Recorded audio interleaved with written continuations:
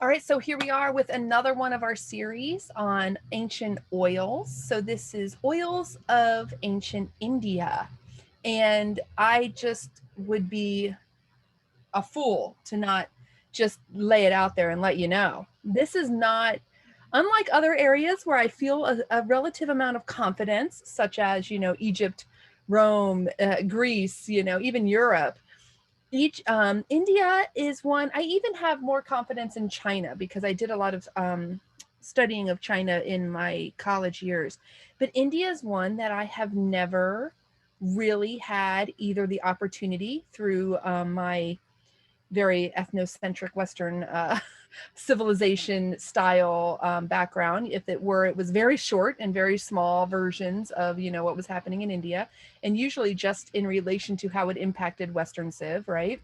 And then also, honestly, and maybe you guys feel this way, a little bit of intimidation. There's so much, the vastness, it's so deep. And pronunciation, let's be real, is not easy. And so it's easy to feel clumsy, right? And if you're someone who doesn't enjoy the feeling of being clumsy through learning your way through something, it can be challenging. So this has though been one of the most exciting of the series thus far for me, because I got to really learn a lot. And so that's always the most fun when you teach anything, is when you really get to learn. So what we're going to do today is walk through the process of what I've learned and share that with you. And so I hope that that serves you by way of, the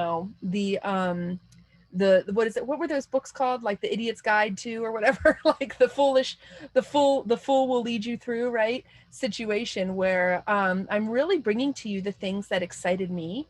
I will also share that, if you don't know this, ancient India is not a small topic. If you thought that learning about the Greeks and the Romans was vast and deep, and even learning Latin itself, or ancient Greek, no. India has a tremendously long, deep history, with an incredible amount of documentation that you can get lost in, which is to me super exciting. And it really just lit me up. I love history. I love learning about ancient cultures and modern cultures and how they all combine. But this has just got me fired up. I'm not even going to pretend. Like, I can't wait to dig deeper for my own personal, interest, right? So, all that being said, let's take a look at what we're looking at today. So, obviously, I had to narrow things a little bit, right? Because this is a really long, vast history. And so, we're going to focus pretty much on, the Indus Valley Civ, which we're only going to touch on briefly, just because there are some firsts there that are really important. And then moving mostly in through what's called the Iron Age, bringing us up to about 200 BC, and then a little bit of modern, because you can't teach a class in, or at least I felt that it would be a disservice to touch on India and not bring in some of the modern uses and ways that we use them today, and ways that oils are being used today, and in like an Ayurvedic practice. So I went ahead and touched on that just a little bit, right? Because honestly, that's where my interest led me. And I thought, hey, I'm going to roll with it to bring that to you guys. So here we are in the earliest evidence. I love this, the earliest evidence of distillation. So we have talked, and I know in our Oils of the Bible class, right, have talked a lot about how the oils that we know today are not the oils of the past. And that is true. Okay. But they were utilizing a form of steam distillation in, believe it or not, as far back as like 3,000 years ago. They have this in the Indus Valley. There has been discovered and dated an apparatus that was all made out of terracotta, where basically the plants were put into a terracotta pot and heated, and then allowed the water to evaporate off, and left with just the oil. So this was like a form of steam distillation of the day, right? And it's just really exciting to see that people were understanding, at least to some extent, we don't know obviously what that extent was, but the power of plants and the importance of being able to bring, the oils out. And we'll talk about rose oil a little bit later, and sort of that discovery, if you will. Also, the terracotta vessels that were used. So what they did was they would have these terracotta vessels that had, like, the tops would be plugged off, and then they would also have, like, wrapped around a woven, like a plant material, right? And so because of the nature of terracotta, if you don't know, those of us who live in New Mexico are really familiar with terracotta, and even utilizing them as a great way to water your garden, right? You plant a terracotta bowl or pot, and it leaks the water out, right? It is porous in that way, and so the water would actually leave the pot, right, through the pot, the pores of the pot, and leave just the oil on the inside. Also, people would then take the water that even left the pot, and it would be absorbed into that sort of woven plant material on the outside, and they would just wring that out and utilize that as well as a way to get the power of the plants and to be able to utilize that. So they were really trying to utilize every part of the plant. So just really, really cool. And then, of course, trade routes being of great importance. We've talked about that when we talked about Egypt, when we talked about Greece, when we talked about Rome, and we'll definitely talk about it when we talk about China. But having these trade routes, it's just impossible to to imagine that information wasn't also being exchanged, right? That's just the nature of trade routes. And plant materials, right? We've actually touched on different things that came from India when we talked about ancient Greece, right? When we talked about Egypt, especially, they were trading on a regular basis. And so you have that important conversation, if you will, that was happening there. And then there's also a lot of information that has been gathered from as much as, 2000 BC, where Ayurvedic and folk healers were in some form documenting, right, and sharing the ideas of harmony with nature, and the body's need to be harmonious with the surroundings of the world in order for health to thrive. All right. So we're going to touch on a little bit of that later too. But some of that earliest evidence, I think, is really fun. Obviously, it's like a big leap back, in history, but important to note that's how far and how deep, and we're barely scratching the surface when we have this conversation here. Okay, so aromatherapy in ancient India. So India, as you know, or maybe don't, is one of the oldest civilizations in the world, right? A very deep, rich civilization that we don't necessarily learn a tremendous amount about.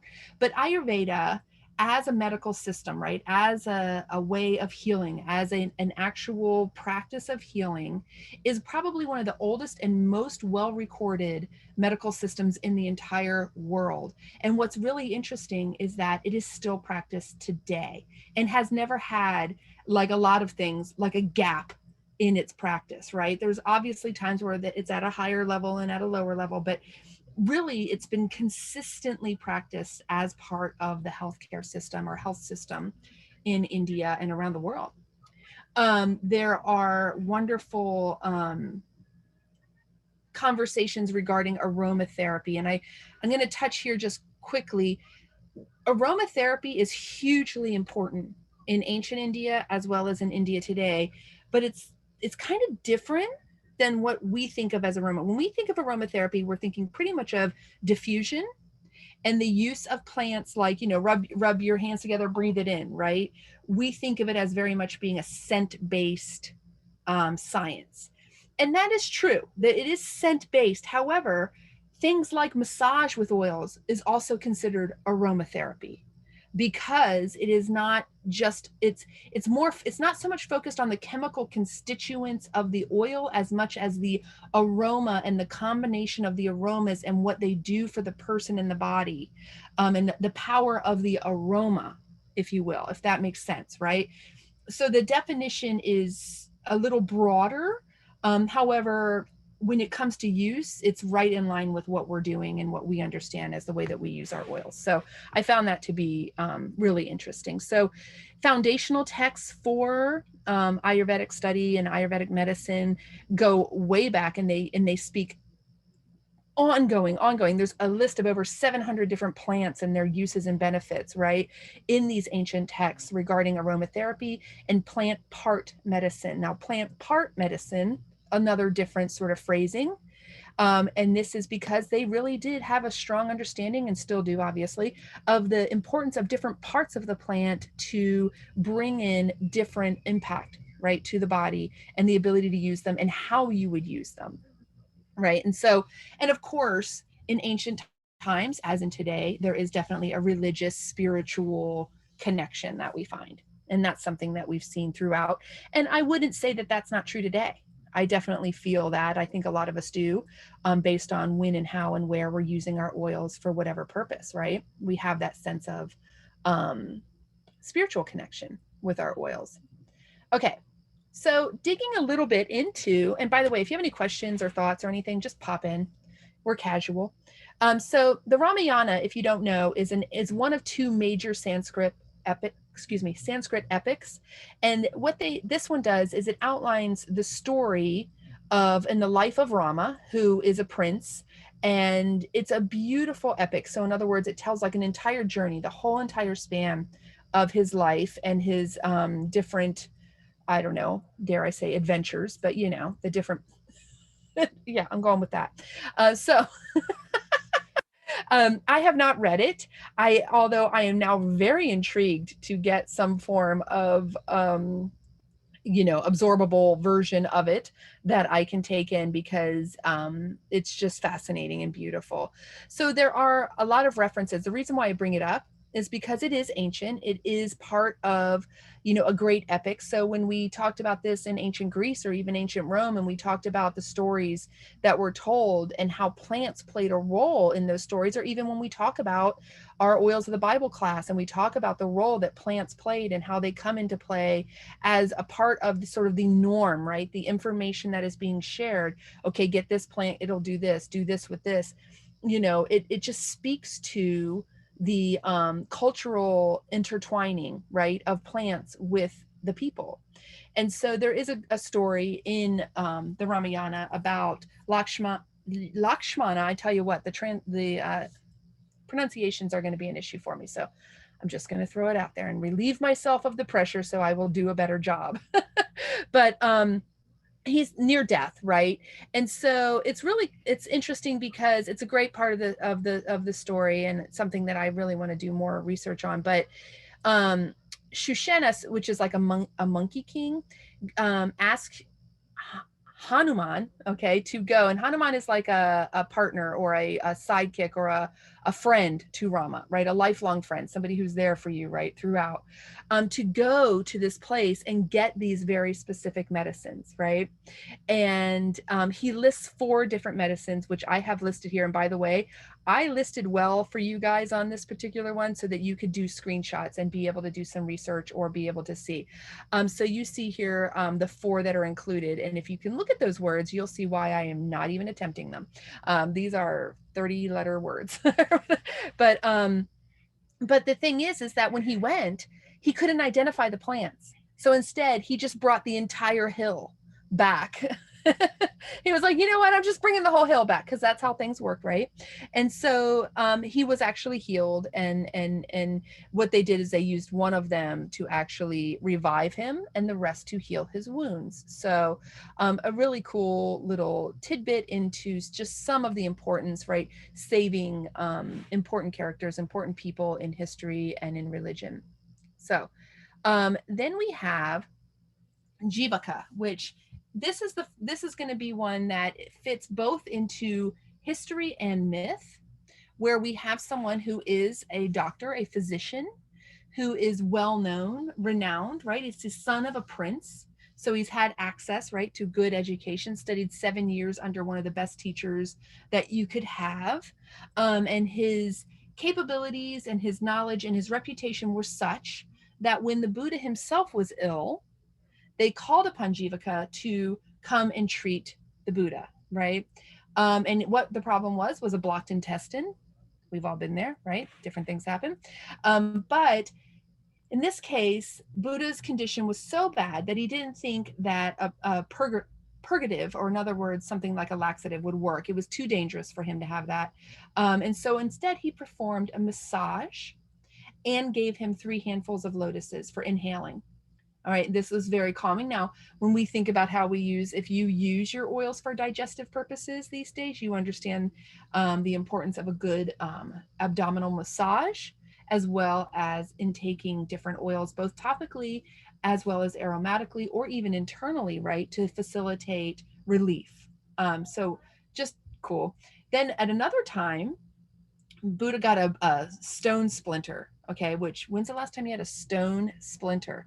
But that does not sound pleasant. So his cousin was throwing rocks at his feet or something. I don't know the whole story, I obviously will admit.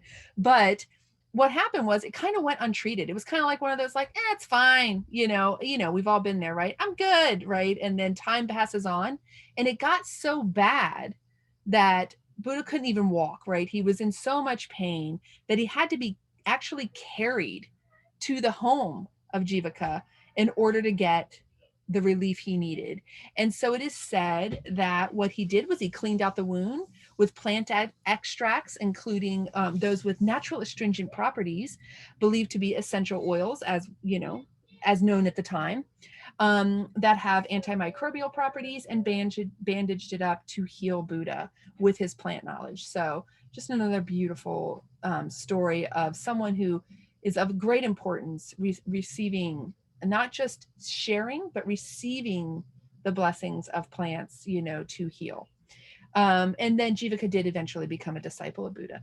Now, Buddha himself has also taught the ways, or shared the ways, or suggested the ways of utilizing plants through the monks, and helping them to understand when they're having body pain and aches. In fact, he suggested that they inhale the aroma of cannabis leaves after placing them in boiling water.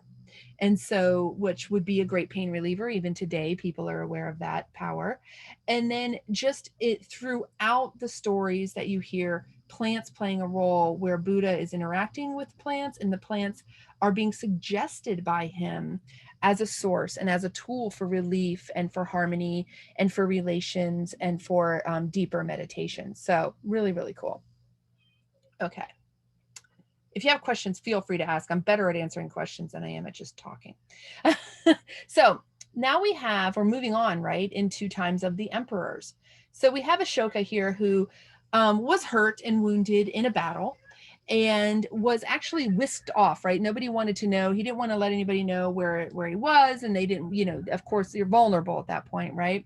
Was whisked off to be treated with aromatic herbal medicines and plants, and a lot of scented baths, which was really fascinating to read about. So he was treated by the Buddhist monks and nuns, one of which was a woman who eventually became one of his many wives. But the treatments that cured him involved the medicines that included the aromatic plant parts and the flowers and everything that was needed to heal his wounds, including these really deep, intense baths. And so you can, I tried to find some actual recipes of the baths, and I did not have any luck. So I will be looking into that, because I'm sure they're out there. I'm sure that they're out there and documented.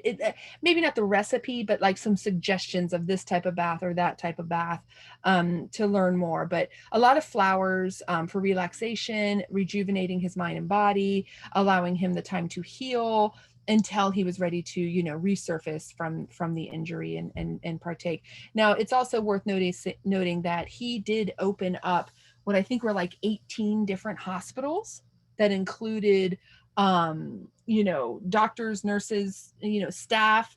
There's different conversations out there about whether and to what level does that look like what we consider to be a hospital today. So don't picture like people in white coats, but health centers, right? Places of health that he got started throughout India, which is very, very cool. And then we move on to the Mughal era, which is where we're seeing more of we're moving on here, moving into more of the fragrant aspect of plants, and the way that things are being mixed with Persian, all that trade influence is now coming into play. All right. We have a lot of bathing happening. I did forget to mention earlier, by the way, when we were talking, let me see if I can go, I don't need to go back. When we were talking earlier about the first distillation, right? The homes of people had baths in them, which I found extraordinary to hear, because that's something that even, the ancient Romans didn't have at that time until, much later, or at a greater level of wealth. And they've been able to, archaeologists have been able to find large public baths as well. So just an interesting side note there. So a lot of bathing was done with fragrant flowers. If you notice too, when you even just think, like, from a Western perspective, okay, a very naive Western perspective, if you think about beautiful artwork of people from India, even these pictures that you see here, people often held flowers, right? And held flowers were a part of the art, a part of the beauty of the culture, very much played a role in the richness, right? And understanding the importance, or even just culturally demonstrating the importance of plants as a part of the society. So then we have historians starting to do a lot of recording. And so at this time, these were considered perfumes, right? Perfumes, and the perfume industry, if you will, was starting to take hold. But the perfumes were not like we know them today to just be about smelling good. They had the healing capabilities that were also involved. So the term is not necessarily defined in the same way that we would define it today. So they had a lot of interest in flowers and plants and perfumes, and the ability to use them for religious purposes, as well as to just improve the smell, right? Improve the atmosphere that everyone was living in. So we have a detailed description of I love this, of how this woman discovered rose oil. All right.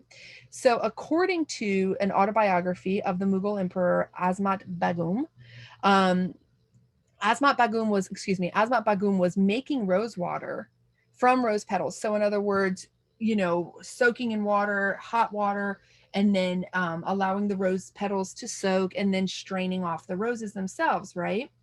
And at one point, she noticed a thick mass on the surface of the pots, right? And then decided, I'm going to, what is this on here, right? And used it, put it on, rubbed her hands together, and realized that it like unleashed a scent of roses throughout the entire room. And that was, the story of how rose oil was discovered to be so much more powerful, so much more potent than just rose water. And so it's just a neat little story there, but very, very cool. And so then it became known as Jahangir's perfume.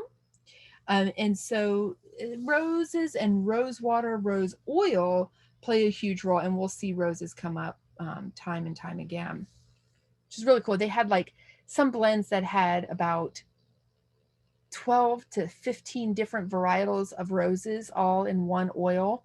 Yeah, you can imagine, right? Like intoxicating for sure. Okay, so moving out of that into Ayurveda, because this is where we're talking about the medicinal practice of plant use, all right, throughout history in India. In Ayur means bio, and Veda means logos. So in other words, like biology, ology, the logi portion of that. So this is the study of the bio, or life. So this is Indian biology. It is the oldest bioscience in the world, dating back 5,000 years. And it's all about protecting and promoting health of the healthy. So think about that. When we talk about using our oils, one of the first things, the thing that we're saying constantly is we're preventative. We're thinking and we're focusing on preventative health. In other words, the health of the healthy. Not that we aren't able to help and support that of the unhealthy, but the best success you're going to get is to get to a place of health and then protect that. Right. And that's what we're looking at here when we look at Ayurveda. So this really piqued my interest, because it was kind of like, yeah, that's what I'm going for. I'm going for that protective health practices. Right. and healing the disease and rejuvenating the diseased. So really cool. So what do we have here? We're going to break it down a little bit for you. And these are the practices that date back so far. So it's a relationship between the human and the environment, and that the cause of disease is all about being in harmony or out of harmony with your environment, right? Or the energies that are around you, right? So you're either living within harmony or outside of it. And I don't mean living like the choices you make, decisions, as much as your body is feeling in harmony or not in harmony. And we've all had those experiences, right? We even have them with some oils. Some things smell harmonious to us and we crave them, and other things kind of repel us, right? And that's just a normal aspect of that sense of the energy of something being something that we need in order to get back into a place of that equilibrium, or we get bounced out, right? Helping each individual move back into harmonious relationships with their environment. And then this is where we have where harmony equals health, and disharmony, if it exists, there is disease. So, Tammy, were you going to say something, or are you just popping on? She's just popping on. Okay, good. So our environment, and talking about that. So I'm going to move up here a little bit, sorry. So it's through our senses that we experience the environment, right? We all kind of know that, right? It's kind of how, well, that's how we all live today.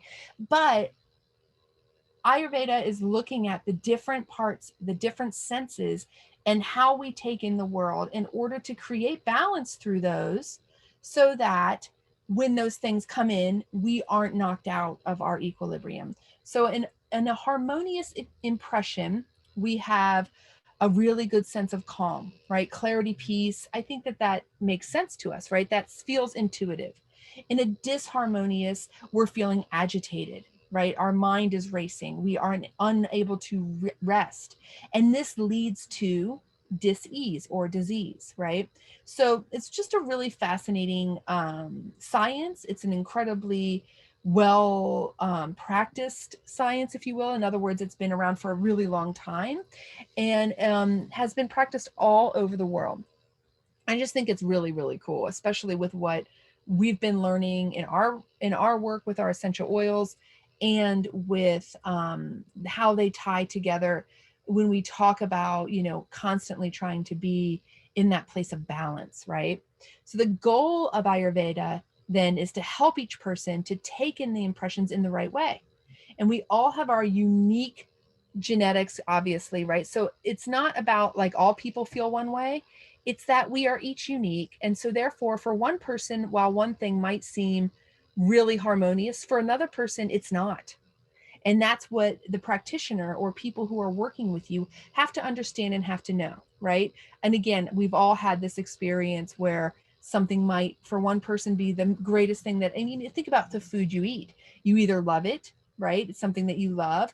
Maybe you're indifferent to it. So that would be a neutral, or you just can't stand it, right? The way that your senses are taking it in changes from person to person. And so we're really focused on the individual and how they take in their world, which is really cool. And this is considered a constitution.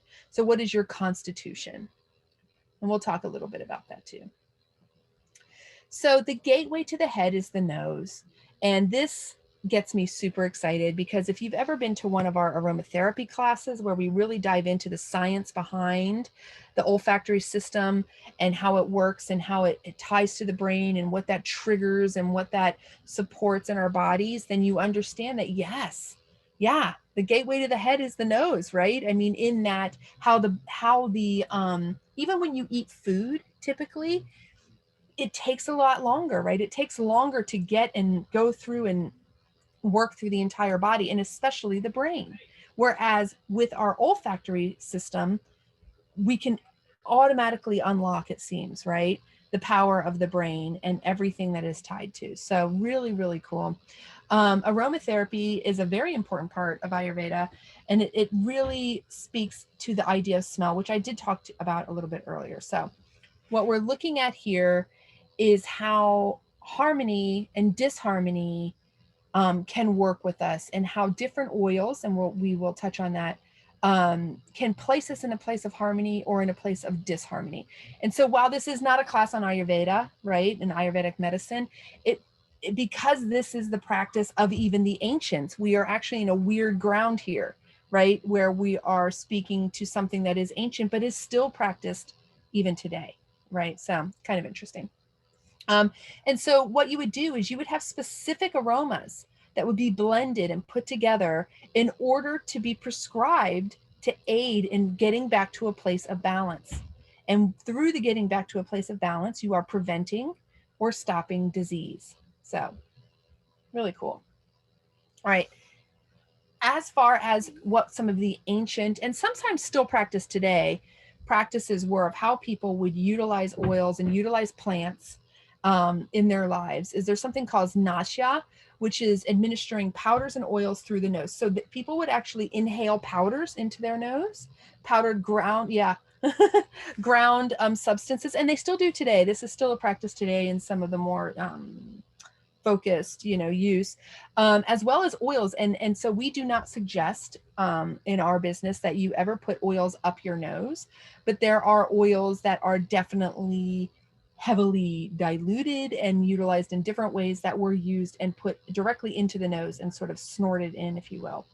Medicinal smoking, which we're pretty familiar with, but of different herbs, right? Different herbs and plants in order to create harmony in the body.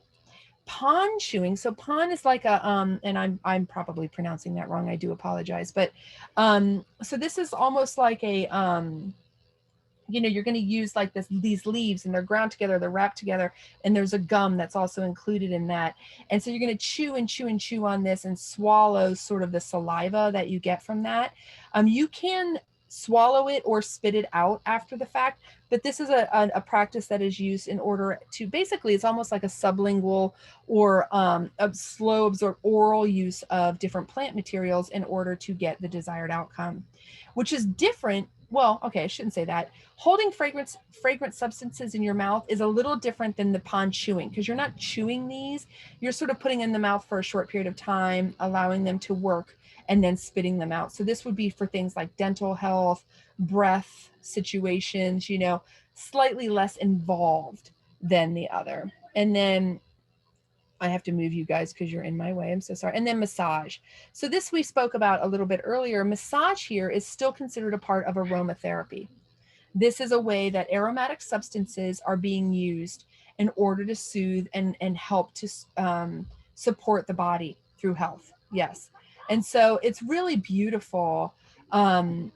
It's interesting because there is that slant from things like chemical constituents into more like the energy of the plants, as well as the scent and how they combine and how those scents play a role with the constitution of the person in order to bring them to balance. Okay, so now we're going to get into some plants, which I think is fun, right? This is where I had the most fun. Some of which we have in our lives, which we are beautifully blessed to be able to have and utilize, and some we don't. Or at least they exist today, but we don't have them in oil form. We can certainly track them down. But sandalwood, right? Sandalwood has been and still is used today for relieving anxiety and depression. A source of meditation. Now think about it, meditation in a spiritual practice, and sandalwood itself. Sandalwood is used, I think, in almost every religion at some point, somewhere in there, right? It's just such a beautiful spiritual oil. It brings about connection. It is so grounding, and it really allows us to allow everything else to fall away, right? In order for us to have that better connection that we're looking for. Strengthening and fortifying, and it gives purpose and strength against negative influences. It's differentiated here as white sandalwood. There are different types of sandalwood. In our case, we have an Indian sandalwood and we have a Hawaiian sandalwood, but you would use them in very similar ways, right? Our oils, at least. So then here you see a big old list, right? So aguru wood, which we call agar wood today, right? So this is said to be a favorite fragrance of Lord Krishna, which is the god of protection. The Buddha himself taught that the fragrance of burned agar wood is the scent of nirvana, bringing about the state of attaining divinity. I have to move you guys again because you're in my way. I don't want to lose track of where I'm at. you're like so tiny. Okay. And again, used in really deep meditation. Now, I'm not going to go through this giant list here because it is long, but it is here if you wanted to do a screenshot of some sort to look at some of the benefits. So like agar wood is not something that we currently have, but I say keep watching because you never know when these will appear in one of our, ancient oils or something that comes across, like when we got holy basil, which we're going to talk about in a little while, when we got our Tulsi oil. And it's kind of like, oh, what's Tulsi? Well, guess what? It's amazing. And we didn't know it. And now we know, right? So if we could ever get agar wood, I will be one of those people at convention screaming and going, yay, because I'll actually know what it is. And I'll be so excited that we have it and that I can utilize it. Because look at this incredible list, right? I mean, the woods are just powerful, right? They've got that incredibly powerful oil. Trees live a long time. These aren't plants that live a year. These aren't plants that live a couple years. Trees live a very long time. And so they need tools to help support them through that. So you'll see here that it's just beautiful. I mean, from things from stimulating menstrual flow through, the production of urine, increasing sexual desire, having the ability to loosen mucus in your respiratory tract, right? It's just got the gamut, So I would imagine if we were to do a study and look up the chemical constituents here, we've got, certainly a sesquiterpene or something that's got a lot of great power here to help us for so many issues. Now, here's our friend that we can get, our Tulsi oil, right? In the ancient Vedic writings, right, it's the queen of herbs. So it's noted as the plant embodiment of Lakshmi, which is just beautiful. So she's the goddess of wealth and generosity. And so, or just, I just think it's just, I love all of that. I mean, who doesn't, I don't even, if you don't even know anything else, just the fact that this is the queen of herbs and that you get this beautiful story behind it, doesn't it just bring it to life for you and make you feel like, wow, this is a treat, like that I get to have this, right? And Tulsi, Susan, is holy basil in the Bible as well? Is that one that comes up in the Bible? No, but you're familiar with it as far as being a just a really old. Sorry. Oh yeah, just from because we got it last year. For Yeah. sure. All the research we did on it. So good. It's considered to be a gateway, right, between heaven and earth, and a manifestation of the divine within the plant kingdom. So this is, I mean, the name holy basil should say a lot, right, and really bring it to life for you. So what's really interesting to me that I did not know is that it actually, as a plant, does give off a small amount of ozone. And so, meaning that it really, that's an unstable form of oxygen, right? And so it allows for other things to be sort of scared away, if you will, right? So things that are harmful to us, viruses, bacteria, small insects, whatever it might be, right? But however, is completely harmless to us as humans. So the power of this plant, both in its natural form as it grows and using it as a fresh herb, using it as something that we have in our home, have in our gardens, but also the oil has incredible benefits that are still used today. Like I said, we have it now. It is something that I love. I love the smell of. I know that when we got it, uh, Joan, who is one of our wonderful partners, who is a yogi and someone who studies deeply and should be teaching this class, by the way, deeply, ancient India, both the medicines. She reads Sanskrit, for goodness sake. She was over the moon for getting Tulsi into our collection. So huge, wonderful support for our immune system, antidepressant, and focus of the brain and the mind. And that's where that connection, right? That gateway and that spiritual connection really comes from, is that ability to focus the mind. And then we have another that we get to be a part of, which is our turmeric. And turmeric is obviously something that we love and treasure. As you know, we are lucky in having both the botanical version as well as the oil, which do have slightly different properties.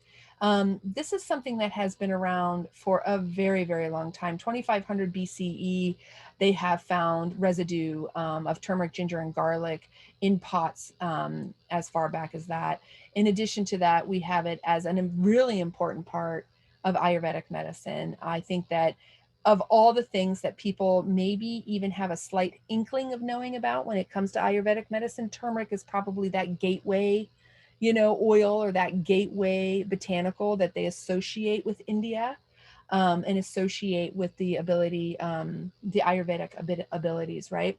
So what's really fascinating is you probably have found or noted when something is utilized everywhere, it has a lot of different names, right? It's when something is becomes utilized and is brought through different cultures and traveled over different times and traded heavily, it has a lot of different terms for it. So turmeric actually has over 100 different names in Ayurvedic literature alone. Like within the same literature, it has over 100 different names. And so it's just really a key component, right? It is auspicious and sacred in the Hindu religion and used in weddings. So, very much like how we have wedding rings that we use in our culture, in Western culture today, it is common to use a dyed yellow string, right? That then would be put around the bride's neck, and then by her groom, right? Which of course would leave a beautiful yellow, line upon her neck, obviously not permanent, but nonetheless. And that was known as the Mangala Sutra, which indicated that she was able to marry and capable of running a household. So that's part of the ceremony of marriage, is bringing turmeric in that way. So it's brought into tradition in a lot of different ways, as well as into medicine, into food. Obviously, it's delicious. Um, and we know it to be something that, is great for inflammation. It supports pain, right? We love it for its ability to be an anti-parasitic and antimicrobial, right? It's just got a lot of wonderful tools and ways that we are able to unlock the power. But this is something that's been known for a really long time. So interesting. Then we have vetiver. Who knew? I didn't. Did you know that vetiver was from India? I didn't know that. I mean, I knew it was from Haiti. I didn't know that it was also from India. So yes, it is indeed from India, and it is something that has been around for a really long time, and it's used in the same ways that we use and love it today, right? So a lot of times the grasses themselves, and actually even today the grasses themselves are grown for, like, cattle to graze and animals to eat, but the root itself is the true crown for the farmer, right? This is the jewel, and we know why, right? If you're a part of doTERRA, if you're a part of our community, because I think we talk about it on at least a weekly basis. Vetiver is incredible. It is a powerful tool that can be used for so many things, right? It is in ancient Sanskrit, and then referred to it as Ushira, which I think is a pretty name. And we have it throughout history over 2,000 years ago. So it just has incredible powers. The purifying water is something that it was used for, making it potable and able to drink, used for spa treatments.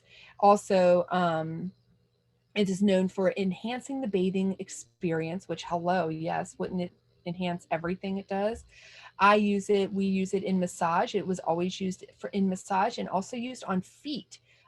We just had a great Q&A that we did about feet and sore feet. And vetiver, which I did not know, is actually used in India to help support sore feet and anki, or feet that have health issues. So your vetiver, but we do use our vetiver on the bottoms of our feet like crazy because it's so thick, right? It's a really great tool to use that way. And we do source ours from Haiti, but it does also grow natively in India. I believe southern India to be exact. Here's our friend cardamom, right? We love cardamom. Well, turns out cardamom from in southern India as well. It grows so much there that it's actually known as the Cardamom Hills. Now, today, Guatemala is the number one exporter, or place where cardamom can be grown very easily and distributed widely. But in India, and in ancient India as well, and throughout that part of the world in ancient times, cardamom came from India. And it was something that was really, really heavily used for so many great supportive aspects, right? It is in the Ella in Sanskrit, and is in Sanskrit, excuse me, and references to this can be found in ancient texts. It also is part of the later Vedic period, which is 3000 BC, which is a very long time. So this is getting back into our original, oh gosh, the word just slipped my mind. Sorry, guys. Contains mention of cardamom among the ingredients to be poured into sacrificial fire on the occasion of a marriage ceremony. So it is utilized throughout religion, culturally, as a part of daily ceremony and life, as well as health benefits throughout from 3000 BC up through current day. Used in Ayurvedic medicine as a stimulant, diuretic, aperitif, uplifting, refreshing, uplifting, there's that word, refreshing and clearing, right? We love it for so many great things, especially for respiratory support and health. But it also is great for free radical scavenging. So, in other words, collecting and getting rid of free radicals in the body, antibacterial use. And then listed in one of the books that I found online were some antimicrobial uses in Ayurvedic medicine for things like streptococcus and things I'm not going to pronounce right there. But let's just say cystitis, enteritis, right? Boils, sty, conjunctivitis, body odor, halitosis, tooth decay, things of this nature, right? So get out your cardamom and use it for more than just respiratory health. And by the way, it's delicious. So use it in your foods as well. It was heavily used. And in fact, when we went on our trip to Guatemala, one of the main points of the harvesting of the cardamom that we have was for it to be exported to India as a spice, as opposed to just being distilled into an essential oil. So interesting that India is now importing a lot of cardamom from as far away as Guatemala. I thought that was fascinating. Camphor, now note, we don't have camphor in our collection. It's something that is typically known to not really be something that you want to use topically in its oil form. But that being said, there are different types and different versions, right? So this is really a heavily spiritual oil, and it is said that burning it before the gods signifies the act of union. So this would be utilized a lot before religious ceremonies. In other words, removing the ego, allowing for pure knowledge and unification with God to come in, and allowing for all things that are sort of like devils, ghosts, evil forces, negative energies to be rid of the space so that one could commune with God in a way that was without ego and with an open heart and an open mind. It is mixed in Ayurveda with an oil to apply for inflammatory conditions, right? Like arthritis, sprains, rheumatism, and muscular pains. So I kind of wish we had it, but it is a bronchodilator, anti-cough, and antimicrobial.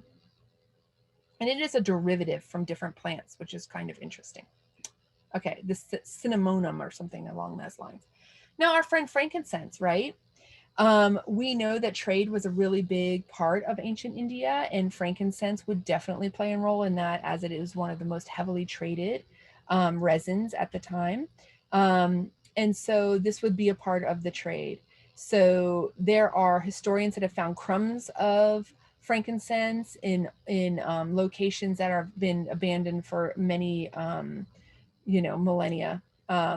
So like Patanam, which not sure where that is. I need to work on that.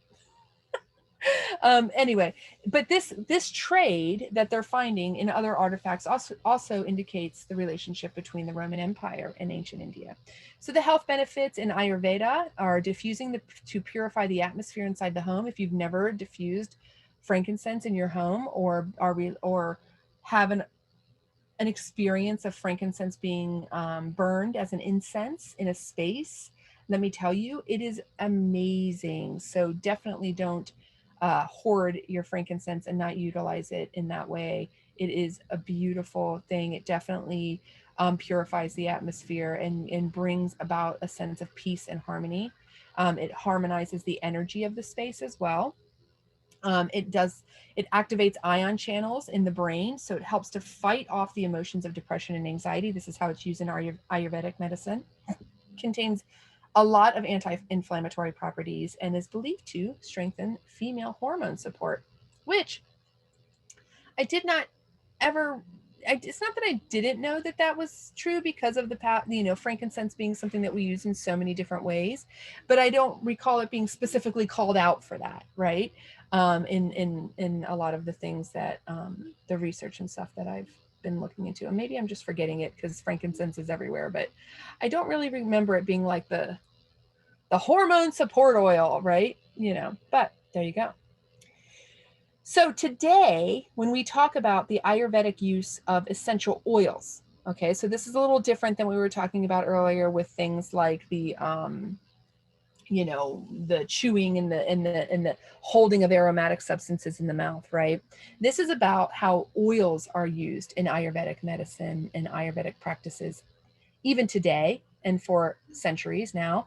So ambient diffusion is something we're really familiar with. So this is going to be really focusing heavily, not just on smell goods, right? Not just on, oh, I want this today, I think I need this today.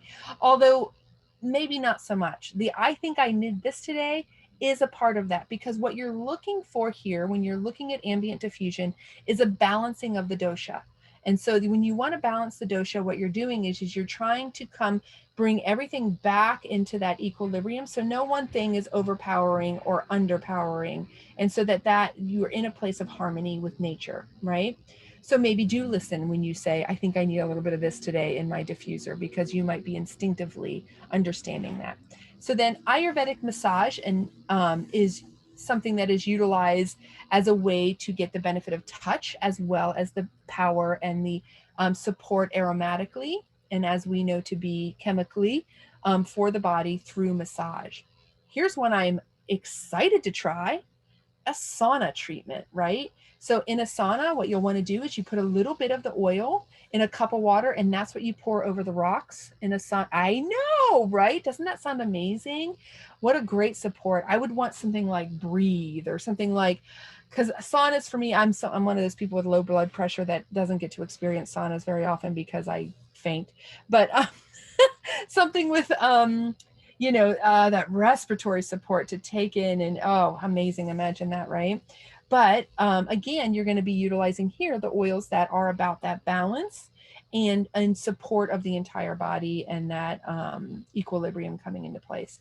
Now, inhalation is a little different than ambient diffusion. When we think about our diffusion and aromatherapy, this is a little different. This is where you're actually taking the oil itself and you're just holding it up to the nose, or maybe you put a couple drops on a cloth and then you hold the cloth up and breathe it direct. So this is not about breathing the diffused oil from the air. This is about breathing direct, like removing the idea of sort of like the vapor and trying to get like basically the gas, you know, that how the liquid turns to a gas, directly inhaling that, right?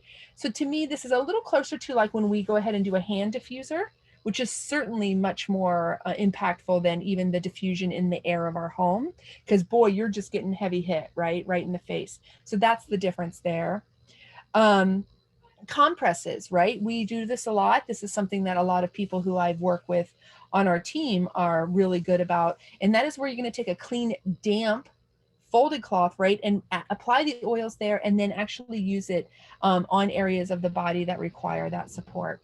And then in a bath, so aromatic bath, I didn't go into that in too much more detail because it's kind of obvious, right? You're going to add the oils to the bath, climb in the bath, soak. You're going to get the benefits aromatically, right? So you're getting through that gateway of the head. You're going to get them benefiting your entire body, absorbing in, right?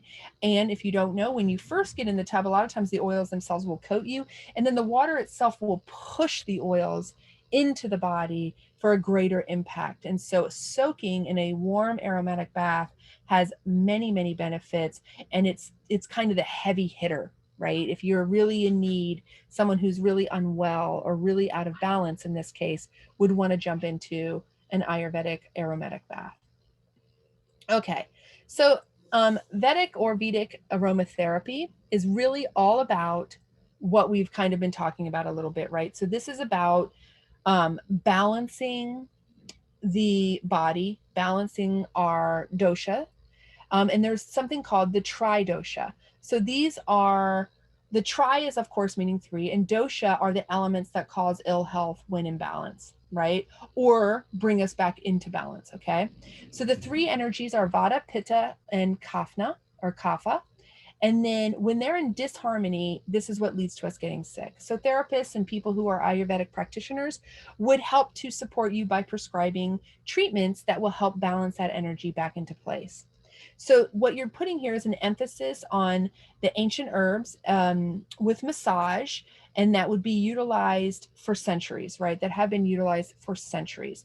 And so it's really cool. There's a lot of this is again one of the weird areas with learning about ancient India, where the practices of the old are still the practices of today, right?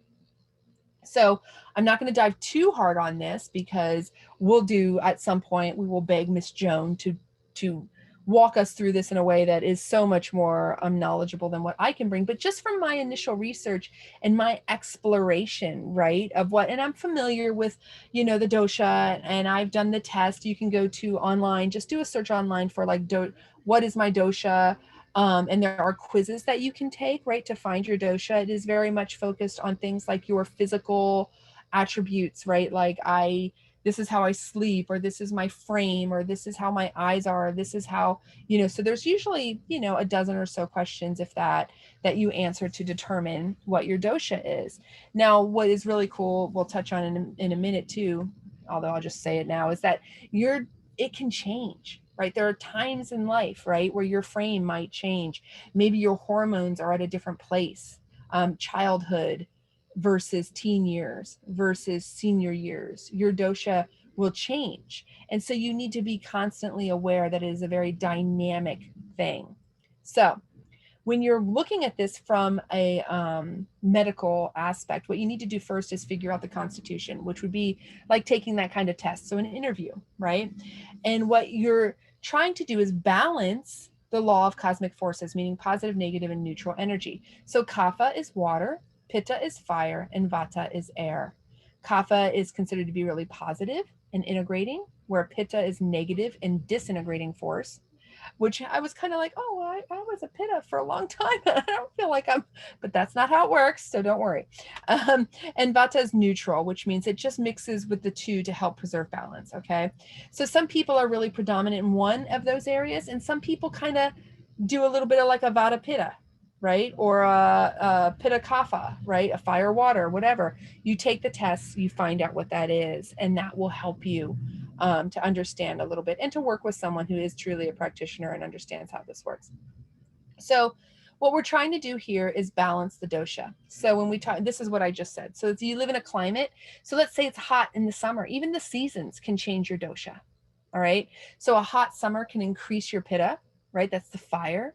A dry climate or cold autumn can increase vata, or a damp winter can increase your kapha. So you are looking for that balance the other way, right? And again, like we said, the different stages of life also play a role.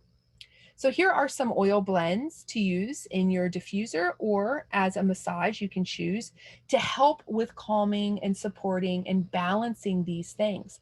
So if you are someone who runs as a high energy cold, okay, then you need to balance with a calming and warming. So what you're really looking at, the way that I understand it here, is that we're not just looking at the circumstances of the day. We're kind of looking at your constitution. We're looking at who you are as a person. And if you think about yourself, it's hard. But if you think about people right, in your mind, you can say, oh, this person's really calm and their energy runs in this sort of way, right? They seem like this type of da da da, right? You can kind of, your brain automatically reads that from them, right? And so it's hard to do for yourself, but that's why you take the test. But so if you are someone who needs that support for the balance, you can utilize these different oils. So if you're needing to balance your vata, you're going to look at this calming and warming blend, which is neroli, lemon, jasmine, and sandalwood. It does call for vanilla, which I know we don't have, but you could find a vanilla extract or something along those lines if you're trying to get that focus. And in this case, if you wanted to make this into a massage oil, you would add that pure jojoba oil base, right? Calming and cooling. So this is different than calming and warming. Instead of having anxiety, maybe you have anger, right? So this is pitta, right? That anger force, right? That fire anger force. Here you're going to look at sandalwood and vetiver, jasmine, which, how beautiful does sandalwood, vetiver, and jasmine sound? I am feeling that one. Stimulating. So if you are someone who is kind of down, I think of like an Eeyore, right? Okay. That energy, right? trying to balance that out. Bergamot, well, duh, right? Think of what we know and love about bergamot: uplifting, self-belief, able to get up and go, pull yourself up by your bootstraps, right? This is this incredible oil. Lavender and basil added to that. I love, you know what I love, I get so excited about, and why I want to learn so much more here, is these are combinations of oils that I have not really considered.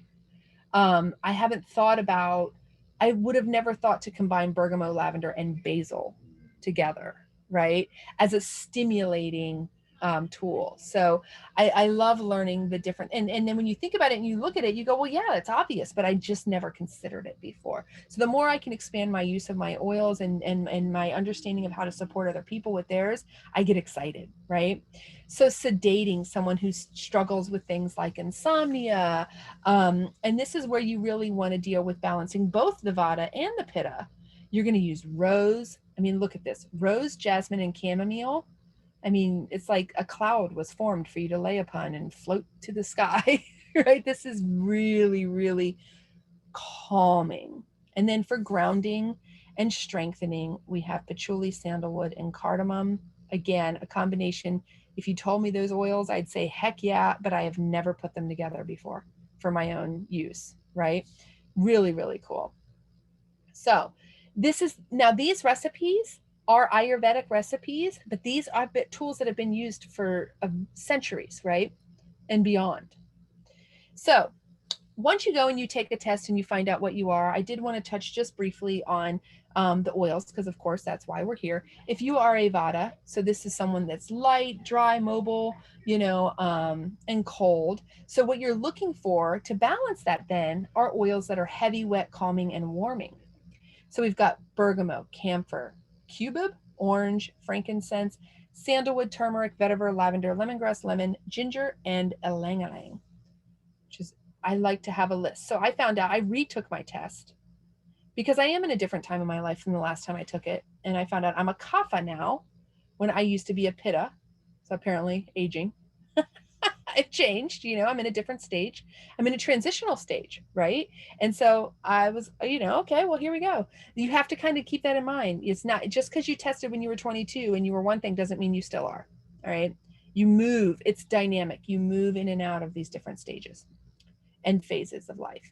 So here with our pitta, of course, considered hot and wet, and is treated with essential oils that are cooling and heat dispelling, right? So we've got sandalwood, tea tree, gulina, rose, neroli, jasmine, kuda, which I looked up and could not find anything beyond just kuda oil. It's a tree, a plant, obviously. Lavender, jasmine, gardenia, rose, peppermint, chamomile, and yarrow, all of which we do have and have access to, as well as the sandalwood, tea tree, rose, neroli, and jasmine. So did I put jasmine in there twice? I sure did. I was very excited about the jasmine. And then lastly, the kapha. So here we go. So this is going to be a combination of water and earth. So it's predominantly cold, moist, and heavy in nature. And then you want to use something that is warm. So look, cold, you want something warm. Moist, you want something drying. Heavy, you want something stimulating. Heavy meaning like, that heaviness, like, to me, the Eeyore sort of aspect, right? That I don't know how to even describe it beyond that. That's just the way that I think about it in my mind. You've got camphor again, and notice some are called out for different, on the same oil will be called out for different dosha. So camphor, basil, juniper berry, chamomile, meaning Roman chamomile, cardamom, saffron, divana, japmasi, rosemary, basil, eucalyptus, peppermint, cedar, myrrh, sage, anise, laurel, birch, and ginger. So we get a lot of great support here. So when in looking, I mean, honestly, this is a barely, like literally, as you can tell, a barely scratching the surface of the beauty and the power of what we can find from our oils of ancient India. And it's here's the takeaway, right? Here's the main thing to take away. The history is vast and very, very deep. When we talk about aromatherapy, it is used as a term that is used for the use of plants for their aromatic powers, but not just used by means of diffusion, right? The aromatic powers are used on the body as well as, in the body through like that nyasa, like snorting them, all of these different ways, as well as just the aromatic use that we're familiar with today. In that it's about a relation. When you talk about the Ayurvedic aspects, which is the ancient, medicinal history of ancient India, what you're really focusing on here is keeping the harmony of the body one with the body's nature and what's happening, the influences that are coming in, which is exactly what we are always trying to do, is balance, protect the healthy, right? And support the idea of being at a place of equilibrium so that our body isn't stressed in any one way, that our emotions aren't stressed too heavily in any one way, bringing that sort of equilibrium into our lives. And through that, we're powerful and strong and able to handle the forces that come in from the outside. So that was the takeaway that got me very excited and something that I really want to learn more about. Obviously, a lot of people are very familiar with the Ayurvedic food, and that is a whole other category of life. Here, we're just talking about the oils and plants. But it's just a fascinating history. We can go into much greater depth. And honestly, I just need, and I will take more time. And eventually, as I learn more, we'll do it again. And hopefully, I'll get Miss Joan in here. Poor thing, she's just amazing, and she teaches us so much all the time. But she just has a depth of knowledge in this area that is wonderful, and more importantly, an ability to share it that is not, I don't know, intimidating or overwhelming or somehow too deeply within a belief system, so that you can really take it, all of the parts that work for you and for your health and for your family's health, and live in sort of that beauty right there. So really, really cool. But that's it. Are there any questions on anything from those here? No, that was awesome, Kari. Very interesting. Yes. I don't know. I feel like, thank you. I wish I could have done it better. Just It's such a different, I'm used to thinking of kind of like Egypt as being the beginning of this type of use of plant parts, you know what I mean? yeah. And I feel like I have to kind of amend that a little bit. A lot, really. Well, and Egypt has, 5,000 years ago, a lot of stuff, and certainly a really deep history. I think one of the things another thing that I found that's sort of kind of off topic though is that Egypt somehow makes it into our Western cultural educational system in a way that it is taught and we have an understanding. And so therefore, when you close your eyes and you think of a timeline of human civilization and whatever, you think of Egypt first and then you move forward. And from there you go pretty much, hilariously, to like Greece, right? Which, like, there's a lot of time there, right? A lot of stuff happening, but we don't, you just don't know. You haven't, we haven't, it's just not a part of our regular vocabulary. I think it's because it's not as glamorized as Egypt. If you really think about it, The goals and exactly, with the pharaohs and the pyramids. But when you look at the just the landscape of India itself and all the sculptures and the architecture, it is stunning. And the history is so rich. I don't know why it's not as glamorized. It's I love India. Well, and I think too, you think about, like India's relationships have gone toward Asia and toward Persia and toward different directions than, even what we know to be the, you know what I mean? It didn't for a long time fit into what we were looking for, which was basically tracking our history, meaning American history, through Western Civ. It wouldn't be Western Civ. Right. Right. And so that's all we learned. We did do a very deep dive on India at one point when the kids were younger. But nothing that goes into like the origin of that type of medicine. You know what I mean? It was Yeah. more about the stories of the gods and the goddesses and the Right. architecture and the art and the food, Yeah. all The that kind of Jataka tales and yeah, absolutely. I'm with you on that. And that's really the extent of where I was too. Um, and now I'm here's the thing that I find fascinating is that there is a medicinal celebration of plants, right? That has been around for thousands and thousands of years, where the knowledge is still being used today without necessarily a tremendous amount of interruption, right? And based on what I like and utilize in my family, which is the use of plants and oils as a tool in our healthcare, I feel really compelled to learn more about what this knowledge is and how it works. And the thing that speaks to me the most is that idea of, you know, focusing on the health of the healthy and trying to support staying healthy to begin with by focusing on when you're out of when you're in disequilibrium, when you're out of sorts, when things are not right, and bringing it back into balance. It sounds what's the word I would even look for? It sounds fluffy, if you will, but think of it in terms of like, when if you don't want the pendulum to swing too far in any one direction, or you're going to be out of sorts, it's and the it causes health issues. it's the whole foundation of wellness, right? I mean, it's the It whole is. point of wellness. It really is. It's exactly that. It's the whole point of wellness. So I want to learn more. I also there are some great, and I didn't want to get into it in this because honestly it's just beyond my depth.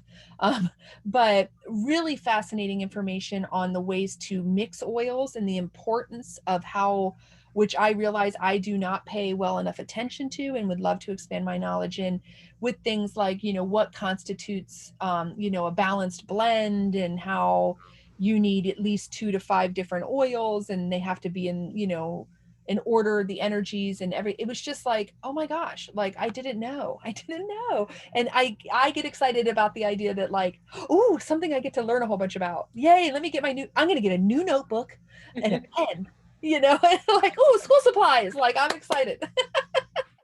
But really, like, that's exciting to me because I would love to learn. We just had a conversation about this not long ago. Desiree Mangendog has a great deep knowledge about blending, right? And the I Am Fabulous that Diana does, and the I Am Worthy that she just did, and how important even the order in which things are blended and so forth, it matters, right? Because of the energies of the different oils. And their energetic force, right? I mean, which they have because they're living. And so I just, I don't know. I honestly don't, I am, I am a tadpole in that. Yeah. Diana, or excuse me. Go ahead, Tammy. Yeah, so PJ Hanks, who is Jerry Jacobs' cousin, she has this great book called Essential Oils Unlocked. Mm-hmm. And she really talks about blending, and she goes into really deep details on each oil that we have. So I highly recommend getting this book. Yes. Every now and then she does a class where she really explains it. She does a 101, an intro and a 101, and they're free. So Yeah, look out for that. Yeah, because that's absolutely. really good. And this mainly, like, I know I'm not sure with Desiree Mangum, but PJ does it scientifically. So hers is all based on the chemistry and everything else. Yeah. So Yeah. Well, and I think, and by the way, just another throw out there for PJ Hanks. Also, her way of explaining it, while she is very scientific, is very layman accessible. It's yeah. just beautifully laid out that way, and I just appreciate that so much. Because even if you do know your chemistry, it's still nice and digestible and easy to share with others when it's written so nicely that way. It's a true testament to the knowledgeable if you can explain something in a way that somebody who knows nothing can understand it. You know what I mean? Like that's a gift. But Yeah, Desiree's is about you know, how it is, I think, more so focused on the energies, right? And again, I can't even speak to it at all. So there, that Well, she shows has you her background in what I traditional just said. Chinese medicine, right? She's Yeah, a I believe yeah, so. so she Yeah. does it for more of that as opposed to Ayurvedic, and there's so many different. Yeah. So I would definitely love to get beg Joan at some point to take us through a little bit more of the Ayurvedic background, and how it pertains to even our Western style lifestyle, and the oils that we have and use in the format that they are in, right? Because obviously when you're talking about Ayurvedic, you're not just talking about essential oils, you're talking about everything for your lifestyle, right? Because it Well, is. and that was my question about essential oils in use of that practice, because there's a couple of people that I've had conversations with that are practitioners, Mhm. and both of them have said that, oh, it's not something that we use in our practice. We solely focus on, that foundational nutrition and your Mhm. whatever, what are those things called? Like your doshas, Yeah, your that dose. thing? Yeah, through nutrition. So yeah, Yeah. exactly. So they're, and I don't know if that's just because their choice is to be focused solely on nutrition, or is that really the basis of that practice. But I'm happy to see that that there is a way to incorporate essentials oils in that. I would like to learn more about that piece so I Yeah. can relate it back to those other people, the other two people that I had conversations with. Yeah. Well, I would guarantee that they know more than I do, but from what my understanding, my limited understanding is that this is Ayurvedic aromatherapy as opposed to Ayurvedic nutrition, which the nutrition aspect I do think is something that people are far more in tune to. And aromatherapy in general, like if you are looking for a really heavily or a really reputable aromatherapy training or school, they're going to be kind of based in India is that's aromatherapy. I mean, that's where it's coming and stemming out of. So they're going to have that background, and that's going to be a part of the history and the part that you learn. But I don't know if I don't know enough about the practice of if like people who are nutrition based are over there and people who are aromatherapy based are over here, and why they wouldn't. I think it sounds more like what you're saying, like maybe in their practice, that's not what they're necessarily focused on. But basically, everything I found as far as, and I will put together, I have my big list of resources here. I have Susan paranoia because I didn't put them in correct bibliographic style. And I was like, I got to get out what is my stupid book? God, I don't have it with me. And that's part of the issue. Yeah, my whatever two, what is it? The MSR Oh two. no, we're up to 8 now, baby. Oh, okay. Well, see, there you go. I'm back from college. I'll clean them up for you. There you go. But I was like, I don't remember. I literally looked up today, like italics or parentheses. I can't remember. And I was like, forget it. I'll just add it on later. But everything, and it was just rich with information about supporting the dosha through plants and aromatherapy, which can include oils as well as a pure made, which good luck finding that in the US, but a pure made incense is another tool and resource. But what you're doing is you're taking it in aromatically. And I love the idea. I don't know why it resonated with me so much, but the idea of aromatherapy also being massage. Because think about it. When you've done an aroma touch massage, Totally. haven't you gotten, it's not about just the chemical constituents that are happening through the skin, right? It is an aromatic experience. And yeah, it's literally called aroma touch, right? But I don't know that I've ever really, and I know you take it and you let them smell, but in my mind, for some reason, they were a little bit more separate. And now the idea to bring them and join them together in a way that I'm like, ooh, yeah, I like that. That speaks to me, right? So I'm excited to learn more. So thank you guys for joining me on this juvenile journey into um, ancient India, and watch for more information because I'm a little addicted now. I haven't even started on videos yet. Holy crap. All I did was read. Wow. and videos is how I learn. Huh? It was very good. Very good. Oh, thank Yes, you. it was. I love Thank this you. picture. This is a beautiful picture. I want to go there.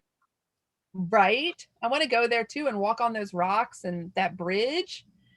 I want to go bathe in the holy river and catch all kinds of diseases, parasites. No, I'm kidding. I'm kidding. No, it's just, you have to bathe in the holy river, right? If you make it to India. There you go. There you go. Yeah. I mean, I have watched a lot of travel videos and stuff on India, people who've gone there and such. And boy, talk about just rich culture. And it's almost like unlocking a whole other world, which I know just sounds like the dumbest white person American thing to say. But if you just didn't grow up with it in your life, I mean, I grew up in the East Coast, and there's certainly with a very far larger than New Mexico population of people from India, you know what I mean? But even then, I just, it's like amazing, the beauty and the depth of the culture and the richness of the culture. I'm obsessed. Well, yes. Yeah. So All right. Thank you. thank you guys. Thank you. Have a great night. Thanks for joining me.